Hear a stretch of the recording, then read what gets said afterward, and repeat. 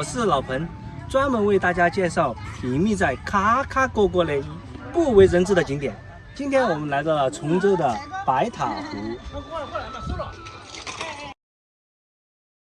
从市区出发，上成名高速，往白塔湖旅游专线，全长约50多公里。白塔湖因为周边有一个建立于隋朝的白塔寺而闻名。这个以前这片山叫做和尚山。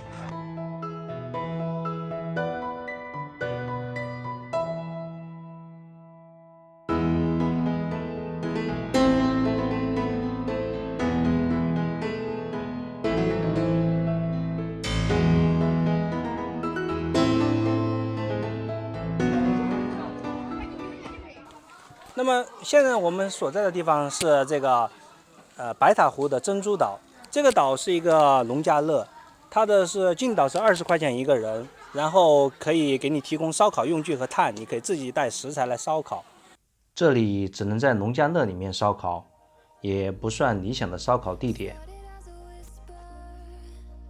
今天我们来到了白塔湖旁边的白塔寺，但是很可惜，我们所到的每一个寺庙都没有开门，这是为什么呢？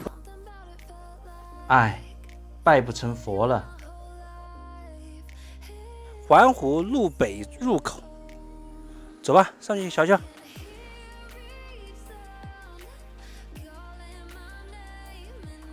是不是这里啊？你说不像哈。登高远眺，好，走到这个小山坡的最高处了，这边就是白塔湖。这也叫登山？这个坡也太小了吧！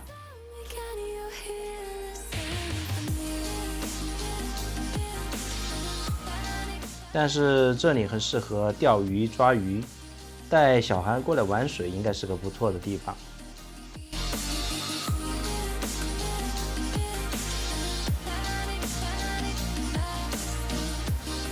我感觉这个围墙应该有些年代感了。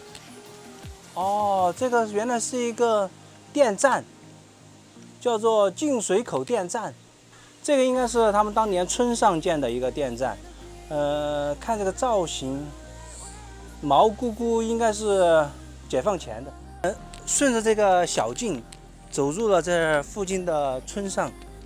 看下面可以看到都是比较老样式的瓦房，这个瓦房都比较新一点的。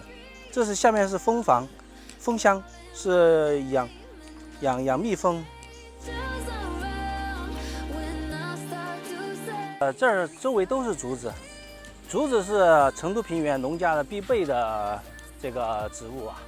这个地方环湖的公路，其实官方是规定是单行的，是逆时针单方向行驶的，但是大家都不守规矩，所以你要按照规则走的话，你会遇到很多逆行的车，而且道路极窄，很难错车，很困难。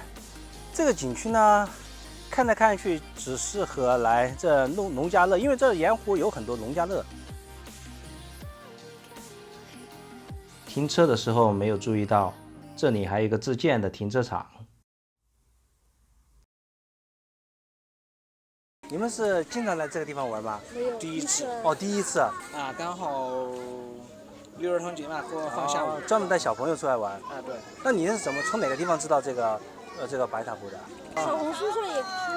如果让你给这个地方打个分，1到10分的话，你打几分啊？就6、7分吧。6、7分哈。啊。那觉得哪些地方不够好呢？小孩玩的地方太少。哦，你们是经常来这里玩吗？没有。哦，是第一次啊。那如果给你打个分，1到10分的话，你给他几分？7分。7分哈。那觉得哪些地方不太满意呢？就是下来的路，那就太陡了是吧？对，然后还有一个整体这个环境太小了。对，然后稍微就是差了一点。差了一点点。啊，你们是第一次来这个地方玩吗？不是。哦，是周围本地的人是吧？那这个地方，你们觉得这个地方作为休闲的话怎么样？如果让你给1到10分打个分的话，你给这个地方打几分？7、8分嘛。7、8分哈。那哪些地方你觉得不足，还可以改善一下的？细节方面，因为它的自然环境比较好，卫生啊那些稍微再好一点。就细节方面还要做得好一点点。 For too long, I found where I belong. I can hear it, I can hear it. Oh, I can't stop the rush. Every 这个景观指数啊，就包含着这个景点给人的美感的东西多不多？比如有些景点一进去有很多店面正在装修啊，或者有些景观正在修复啊什么的，这个给人的感官就这个指数就会下降。所以在这种情况下的话，我们就分数就会相对低一点。那么有时候我们的评分是以我们当下去看的时候的感官作为评判标准。也许以后你去的时候去修好了，那么自然它肯定就比我们的评分要感官上会更好一点。然后就是游客评分，这个就比较简单，我们就是把游客打的分数平均一下，得出的平均分就是游客的评分。功能指数这个就是看这个景区的设施能不能很好的满足人们的游乐和游园休闲的这个要求。比如说我们去过的青龙湖湿地公园，那里面就是有很多的绿地，适合大家搭帐篷或者观鸟或者骑车，这种功能性指数就很高。那第4个就是这个景区的设施服务，它比如说它的餐饮，它的卫生间，或者是这个小卖部，能不能很好的满足游客的需求，这个是作为它的一个设施的评分的标准。